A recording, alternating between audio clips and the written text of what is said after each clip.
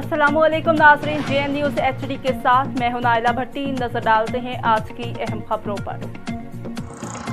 शमाली वज़ीरिस्तान से ज़ैनुल्लाह खान की रिपोर्ट के मुताबिक शमाली वज़ीरिस्तान ऑपरेशन ज़रबे अज़ब से मुतासर ताजिर बरादरी ने मेहरान शाह प्रेस क्लब में हंगामी प्रेस कॉन्फ्रेंस में वाज़ेह किया है कि ताजिर की जानब से फ़राहम करदे तमाम लिस्ट फ़ाइनल है और इसमें किसी भी वेरिफिकेशन की ज़रूरत नहीं और ना ताजिर बरादरी किसी को वेरिफिकेशन के अमल के लिए जाने की इजाज़त देता है। इन ख्यालात का इजहार मुख्तलिफ मार्केटों और मुख्तलिफ तंजीमों के मशीरान की मौजूदगी में ताजिर कमेटी के सरबराह सनाउल्लाह हमज़ोनी ने प्रेस कॉन्फ्रेंस से खिताब करते हुए किया। सनाउल्लाह हमज़ोनी का मज़ीद कहना था कि तमाम दुकानदार का मुश्तरका इजलास 20 नवंबर बरोज़ पीर मार्केट में होगा। इस अहम इजलास में चेक वसूली के हसूल और तरीक़ाकार के हवाले से मुशावरत की जाएगी। प्रेस कॉन्फ्रेंस के मौका पर ताजिर कमेटी के मेंबर मलक शेर अली खान, मलक अनवार हुसैन भी मौजूद थे।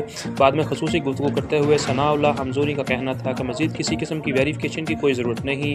हुकूमत और कमेटियों ने तमाम पहलू पर गौर के बाद जो लिस्ट मरतब की है और बस फाइनल है। मज़ीद किसी किस्म की वेरिफिकेशन की ज़रूरत नहीं और ना हम किसी को इजाज़त देते हैं। वेरिफिकेशन के नाम पर जाने वाले किसी भी दुकानदार के फैसला इनका ज़ाती होगा, ना कि ताजिर बरादरी का। लिहाजा तमाम दुकानदार बरोज़ पीर इजलास में अपनी शिरकत यकीनी बनाएं।